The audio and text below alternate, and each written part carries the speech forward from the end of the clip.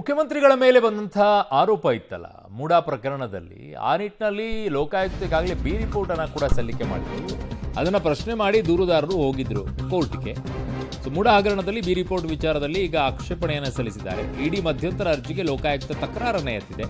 ಇಡಿ ಮಧ್ಯಂತರ ಅರ್ಜಿಗೆ ಅವಕಾಶ ಇಲ್ಲ ಅಂತ ಹೇಳ್ತಾ ಇದ್ದಾರೆ. ಕಾನೂನಲ್ಲಿ ಇದಕ್ಕೆ ಮಾನ್ಯತೆಯೂ ಕೂಡ ಇಲ್ಲ, ಸ್ಪಷ್ಟತೆಯೂ ಇಲ್ಲ ಅನ್ನುವಂಥ ವಾದವನ್ನು ಲೋಕಾಯುಕ್ತ ಹೇಳ್ತಾ ಇತ್ತು. ಲೋಕಾಯುಕ್ತ ಎಲ್ಲಾ ಮಾಹಿತಿಯನ್ನು ಕೂಡ ಪರಿಗಣಿಸಿ ಬಿ ರಿಪೋರ್ಟ್ ಅನ್ನ ಸಲ್ಲಿಸಿದೆ. ಲೋಕಾಯುಕ್ತಕ್ಕೆ ಇಡಿ ಬರೆದ ಪತ್ರಗಳನ್ನ ಸೋರಿಕೆ ಮಾಡಲಾಗಿದೆ.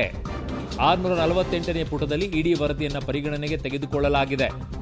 ಇಡಿ ತನಿಖೆಯ ಹಂತ ಏನು ಅಂತ ಯಾರಿಗೂ ಕೂಡ ಗೊತ್ತಿಲ್ಲ. ಬಿ ರಿಪೋರ್ಟ್ ಸಮರ್ಥಿಸಿಕೊಂಡ ಲೋಕಾಯುಕ್ತ ಎಸ್ಪಿಪಿ ವೆಂಕಟೇಶ್ ಅರ್ಬಾಟಿ ಅವರು ಮೂಡಾ ಹಗರಣದಲ್ಲಿ ಬಿ ರಿಪೋರ್ಟ್ ಆಕ್ಷೇಪಣೆ ಸಲ್ಲಿಸೋಕೆ ಇಡಿಗೆ ಅವಕಾಶ ಇಲ್ಲ ಅಂತಿದ್ದಾರೆ.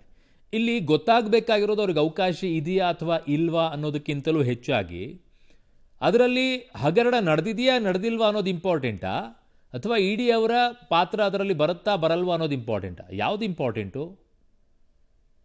ಇಂಪಾರ್ಟೆಂಟು? ನನಗಿರುವಂಥ ಪ್ರಶ್ನೆಯೇ ಅದು ಮೂಲವಾಗಿ. ನೀವೆಲ್ಲ ಅವ್ರಿಗೆ ಇನ್ವಾಲ್ವ್ಮೆಂಟ್ ಮಾಡೋಕ್ಕೆ ಅವಕಾಶ ಇಲ್ಲ, ಅವ್ರು ತನಿಖೆ ಮಾಡೋಕ್ಕೆ ಅದರಲ್ಲಿ ಅವಕಾಶ ಇಲ್ಲ. ಅವ್ರು ತನಿಖೆ ಮಾಡೋಕ್ಕೆ ಅವಕಾಶ ಇಲ್ಲ ಅಂದರೆ ಅವ್ರು ಮಾಡಿರುವಂಥ ತನಿಖೆಯಲ್ಲಿ ಇವರು ಹಸ್ತಕ್ಷೇಪ ಮಾಡಿದ್ರ ಅಥವಾ ಇಲ್ವಾ, ಇವರ ಪಾತ್ರ ಇದೆಯಾ ಇಲ್ವಾ ಅದು ಗೊತ್ತಾಗಬೇಕಲ್ಲ. ಅದನ್ನು ನೋಡ್ತಾ ಇಲ್ಲ. ನನ್ನ ಸಹೋದ್ಯೋಗಿ ಉಮೇಶ್ ನನ್ನ ಸಂಪರ್ಕಕ್ಕೆ ಸಿಗ್ತಾ ಇದ್ದಾರೆ ಕ್ರೈಮ್ ಬ್ಯೂರೋಯಿಂದ. ಉಮೇಶ್, ಏನಾಯ್ತು ಇವತ್ತು ಕೋರ್ಟ್ನಲ್ಲಿ?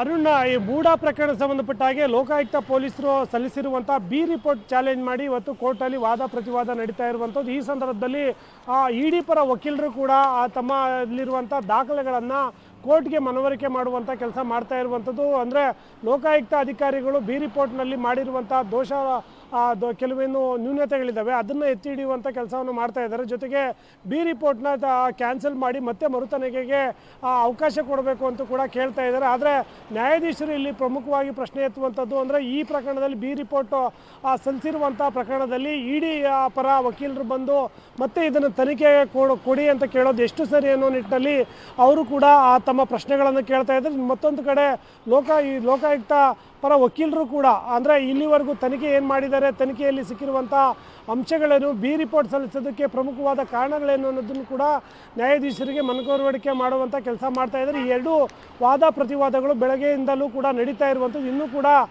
ನಡೀತಾ ಇರೋ ಕಾರಣಕ್ಕಾಗಿ ಬಿ ರಿಪೋರ್ಟ್ ಪ್ರಶ್ನಿಸಿ ಏನು ಅರ್ಜಿ ವಿಚಾರಣೆ ನಡೀತಾ ಇದೆ, ಅದಕ್ಕೆ ಮತ್ತೆ ಏನಾದರೂ ತನಿಖೆಗೆ ಅವಕಾಶ ಕೊಡ್ತಾರಾ ಅಥವಾ ಇದು ತನಿಖೆಗೆ ಬರೋದಿಲ್ಲ, ಬಿ ರಿಪೋರ್ಟ್ ಸಲ್ಲಿಸಿರೋದು ಸರಿಯಾಗಿದೆ ಅನ್ನೋದೇನಾದರೂ ಆದೇಶ ಕೊಡ್ತಾರೋ ಅನ್ನೋದು ಇನ್ನಷ್ಟೇ ಗೊತ್ತಾಗಬೇಕಾಗಿದೆ. ಸದ್ಯಕ್ಕೀಗ ಲೋಕಾಯುಕ್ತ ಪರ ವಕೀಲರು ಮತ್ತು ಇಡಿ ಪರ ವಕೀಲರು ಇಬ್ಬರು ಕೂಡ ವಾದ ಪ್ರತಿವಾದ ಅಂದರೆ ಏನೆಲ್ಲ ದೋಷಗಳಿದ್ದಾವೆ, ನ್ಯೂನತೆಗಳಿದ್ದಾವೆ ಅನ್ನೋ ಆಧಾರದ ಮೇಲೆ ಮತ್ತೆ ಮರು ತನಿಖೆ ಕೊಡಬೇಕು ಅನ್ನೋ ನಿಟ್ಟಿನಲ್ಲಿ ವಾದ ನಡೀತಾ ಇರುವಂಥದ್ದು. ಅರುಣ್, ಓಕೆ, ಹಾಗೆ ಸಂಪರ್ಕದಲ್ಲಿ ಉಮೇಶ್, ವಾಪಸ್ ಬರ್ತೀನಿ ನಿಮ್ಮ ಹತ್ರ.